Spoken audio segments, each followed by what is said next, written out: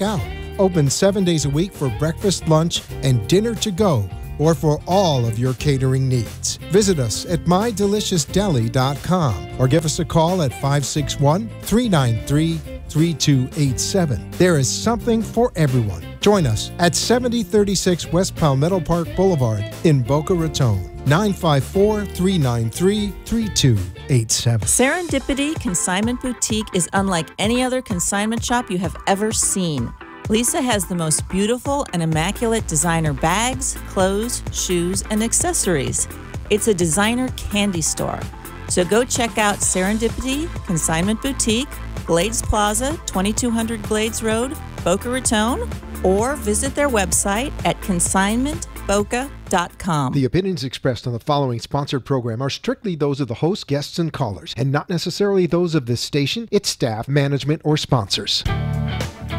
Welcome to Serendipity Style, where every week I will show you some of our finest luxury handbags, fashions, and accessories from my designer consignment boutique, as well as amazing guest appearances with stories beyond belief.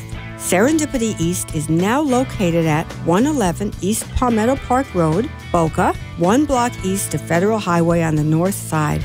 Call us at 561-338-0656. So let's get on with the show. Oh, good evening. Lisa from Serendipity Style, and I have two wonderful guests with me this evening that I'd like to introduce that I've known Dina. Yes. This is Dina and her husband, Uwe. That's you correct. said it perfectly. I was saying, am I going to get the name right? But I heard a story the other day when I came into work that was just a beautiful, as you say, Cinderella story. Yeah. And if you can just share that, because this, as I mentioned to you on the phone, is a love story. This is what I call a love story. It truly is. How did it all begin? Oh, my God. Well, I don't think we have enough time in the show to cover everything, but I always struggled in my life, everything. Robbing Peter to pay Paul. Right. And the only outlet I had emotionally, I would always go and get my tarot cards right? Interesting. Tea leaves, and I've been doing it for 30 years. So each time I went, the cards, and so, you're going to live a life of wealth. You don't have to worry about money. And I'm going, okay, so I'm going to get a good job. Right. 5 years later, I'm still struggling. Yeah. And I said, okay, enough is enough. So I had my own company, a consultant, and receivables, a collection agency. And it's interesting, a collection agency. Yeah. And right. the business just wasn't good enough to pay the bills. So behind in a mortgage. And I was just rock bottom. It was really bad. So at the time I was living in Homestead in the Redlands. You can imagine me in the Redlands. Right. And I just wanted to find a church, any church, right? So I finally found this Lutheran church, and it was locked. And I was in my car just crying my eyes out. And a lady knocked on my window. She let me in. And I was in that church, crawled up in a ball for at least an hour, just crying hysterically. So finally, I said, okay, you can't let it get you down. You just got to get out and get some clients. So I was in Weston, and I was driving by, and it was this big sign, tarot card readings. And I said, now, wait a second. This has to be legit, because Weston is very strict with licensing. Right. So she can't be a fraud and whatnot. So I was with my business partner at the time, and so we went in. I said, okay, I got to get my cards read. I need to know what to do with this company. Do I get a job? So she started putting down the cards. So after doing this for so many years, I'm going, okay, I already know what that card is. Yeah, I know. Prince Charming.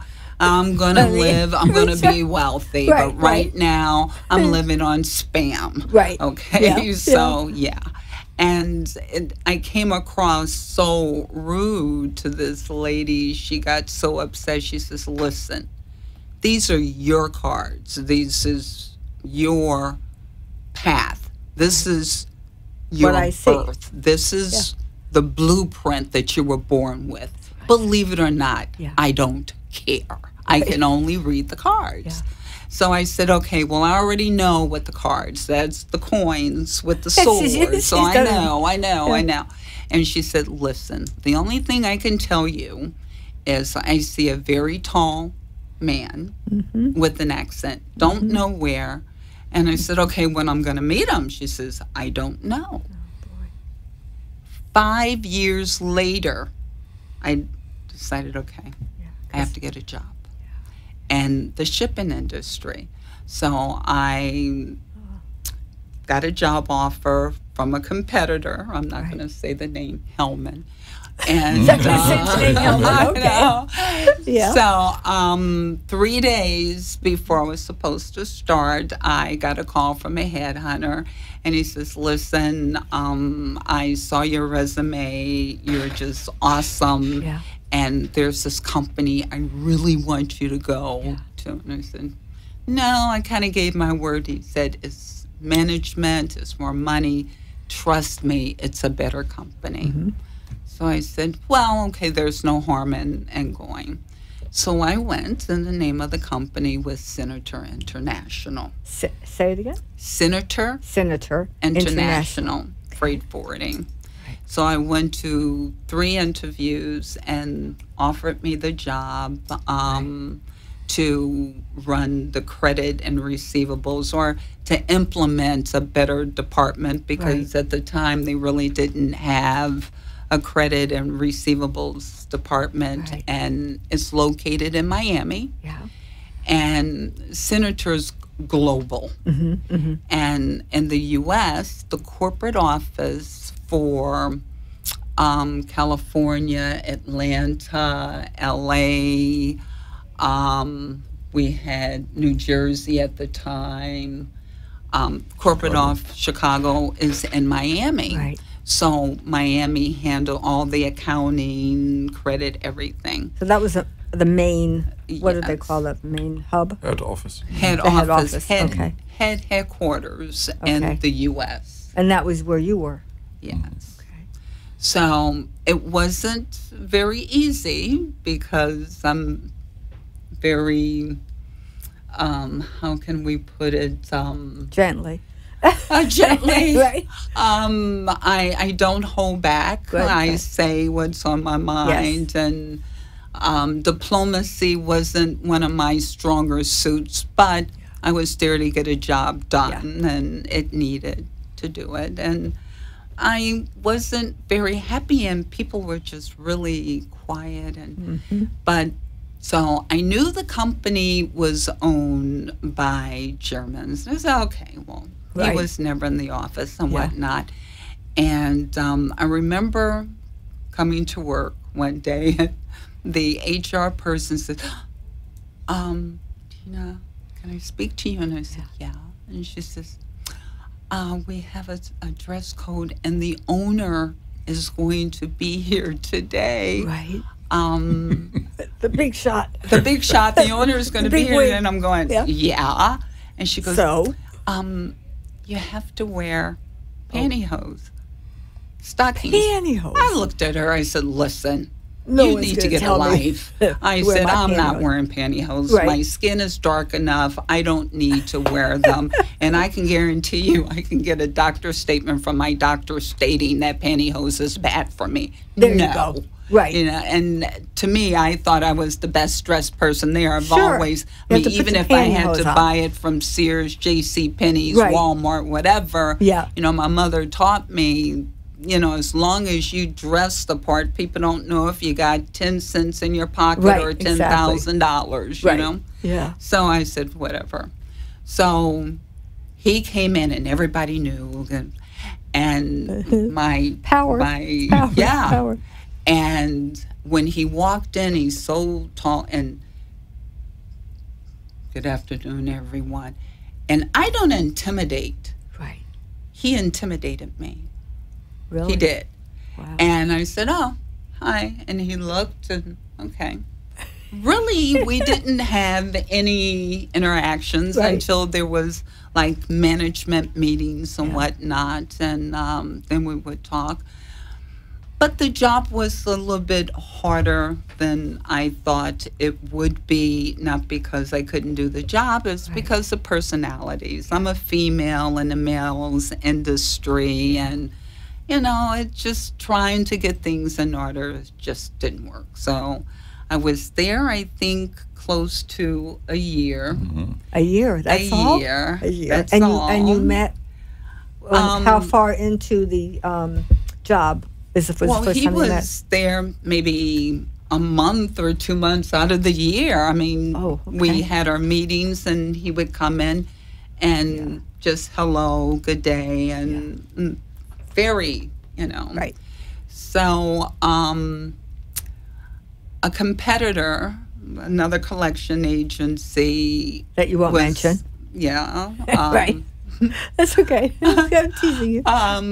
Wanted to hire me, and actually a friend of mine said, okay, you need to call these people, they've been looking for you. So I called the number. They said, Dina, the owner wants to offer you a national sales position. I said, well, I live in Homestead, it's in Boca, and that's just too far. Well, at least meet with them. I said, oh, I don't want to drive to Boca. They sent a limousine for me to pick me up, to take me out, and I said, well, I really have to think about it. So it was, the end of the year was Christmas, and Uwe wasn't there. Right. But the vice president at the time was there, and a company Christmas party. And a statement was made that, there's no Christmas bonuses this year because the receivables are in such bad shape. Right. Oh, that was it. That was it. Now she's calling the competitor.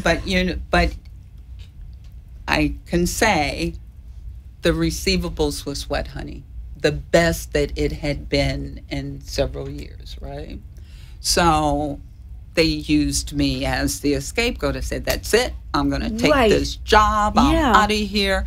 So the first of the year, I was really upset. Right. So I came in and I put in my letter of resignation. Right? And word kind of spread fast because I thought they would be happy that I was leaving. Right. But the branch managers from the other cities and states is, okay, she's a hard ass, but she's good at what she does and she's making us money and we need her, don't leave. Right. And all of a sudden, he flies back from Germany. They said, you have to do something. So he calls me into the vice president's office, and I got to tell you, this is the closest I had sat next to him during the entire time. And he says, okay, he really wasn't saying anything. It was the other guy. Okay. And he sat there like he is now. Yeah, exactly. Like that. I'm waiting for my chance to speak, but it's taking forever here. And so the guy kind of came across rude. He says, well, this is a surprise, you resigning. And I said, why would that be a surprise? Yes, exactly. Know? And he says, well, and I told him about the offer, and he said, oh, this is a bluff. And what did I do? I got up and went to my desk and got the letter offer and tossed it in. And I said, see, that's why I'm leaving. Yep. Because you still don't know me. And I was really upset. He's a little bit more diplomatic, so he waited a couple of weeks. No, I won't continue. He so can I tell. think that's it. Time now to step in here because step in. Enough is enough. Welcome. Welcome to our group. No, first of all, I have to say that I have to correct her a little bit because the dress code was never implemented by myself.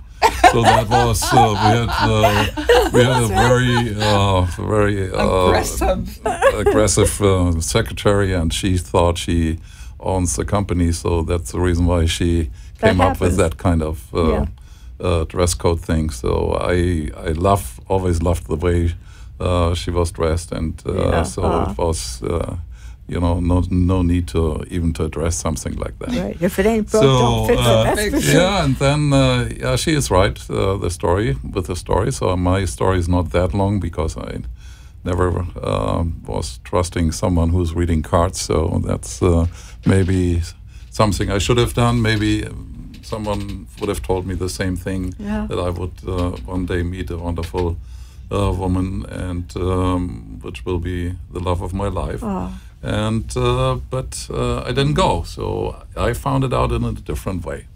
And it was exactly the time when she was describing that she quit. And so after we had this meeting with the other guy, so a few days later I asked her, and because her last day came closer and closer, and I said to myself, oh, better I take action now instead of waiting any longer, and she's disappearing out of from the company and from my life.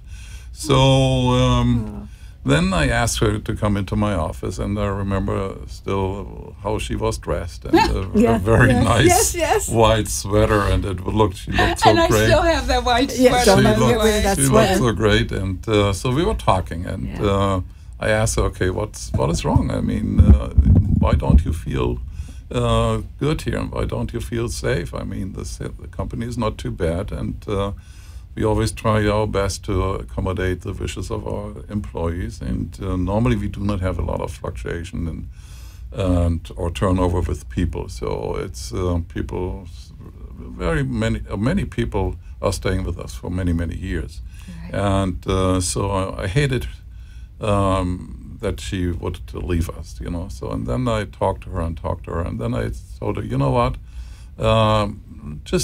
I want to invite you for lunch, so just to thank you for all your work and what you have done for the company, because like she was just saying, her department was in a much more better shape than ever before. So, and she said, let me think about it, and then after half an hour she came back, and I gave her a hug, and she said, oh yeah, I agree, let's go to lunch. And I said, okay, let's go to lunch. So we were going to Doral Hotel, and so we were talking, and the best brunch ever. She was talking about her life. I was talking about my life, and I thought by myself, it's really very sad if we would split here, So this doesn't make sense, and but I kept it for myself, and then we went back in my car, and I tried to hold her hand, which is kind of unusual because, so, I mean, we didn't have any kind of personal relationship at that time, but I just felt like I have to hold her hand, and when I was holding her hand, I felt a little bit like electrocuted, but he left out the best part. And then I said to myself, oh, okay, what's going on now? So, and I was talking and tried to convince her to stay, and but she's now referring to another thing which happened at lunch, because I was so nervous before we went to lunch, I forgot my money. And that's interesting. It was more than that. And then was not only the money, but when I realized I was trying to park my car, that I forgot my money, I put the gears in reverse, and I almost run over the valet car. But really you have to vision when he walks in the room just stops, because he has a big presence about him. I understand. And I mean, it's just something that God gave him, And some men that are tall, they're ashamed of being tall, but he's just very statuesque. Yes. So when we got there, he's right. He thought the car was in park and was in reverse, and I saw him, and I'm saying, what's going on over there? right?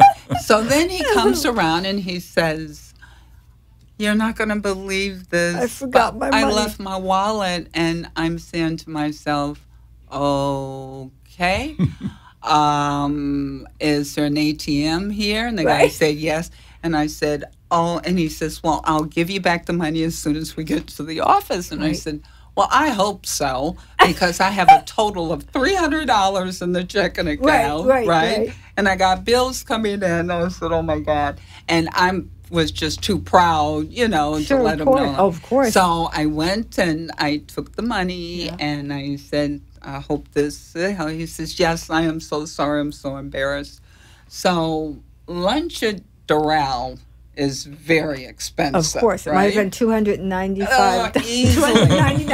Easily. So we're sitting really there and we were discussing, my life, how I like living in Homestead and whatnot, and how he really did appreciate everything I was doing. And he ordered a glass of wine. He says, would you like anything? I said, no, I'll stick with water. So he had one glass of wine, and then he had 2 glasses of wine. And I'm sitting there, and I'm going, oh, my God. Let's see, the buffet is $60. That's what made her nervous. And the wine, each wine is like $15. And oh, my counting everything. God, right? And so, and he says, you sure you want to have a drink? No, I won't even have lunch, with the water because, water and bread, so bread and water. He looked at me and he said, listen, I'm sure there's something that we can do. The people that you're having problems with, you don't even have to report to them. Right. I will match what they give you. You report to me.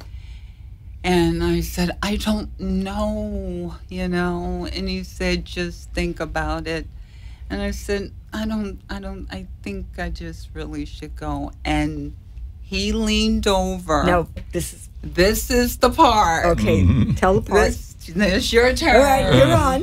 You're on, baby. Oh, you mean leaning over in the restaurant? In the restaurant. Yeah. And what did you say? Can you repeat it, please? Yeah. Because, women never forget. No. Yeah, and he took my hand and he said, well, I really hope you reconsider, because the thought of not seeing your face will kill me.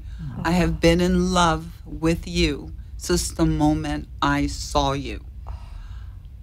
Waitress, I need a glass of wine. Now she didn't care about that. Right? Yeah. I need a glass, and I'm going, and I'm looking. He says, I know, I'm sorry to do this. It's a shock. How does your heart feel? I was like, that's the what last is going thing, on? Last thing you're expecting to hear. The last thing I expected to hear, and I'm going, this man wants me? I mean, and he was just so sincere. Yeah. And I'm looking in his eyes, and he says, well, just go home and think about it. I cannot walk in there and not see you. And I know it's strange for me, strange man, your boss, who you really never had to tell you this. And then I started thinking back during our meetings, our AR meetings, and I would sit across from him, and he says, well, you don't have to sit so far across and yell. You can sit here. Yeah. Always a gentleman. Yeah. Never in a million years did I expect that to come out. Well, you carried yourself in a very... Very. You did. So... You did a good job. He just said, just think about it. And we were going back to the office, and he grabbed my hand, and he says, I'm sorry, but I couldn't let you leave without me expressing myself. Just promise me you will think about it. And I'm okay. So I climb in my excursion, my truck. But when he said that, like, what feeling did you have? It was like, okay, is this real? Yeah. Right? Yeah. So you were really I'm not into being a mistress. What's going on here, right? But then and we were both married at the time, but our marriages wasn't good. So when I went home,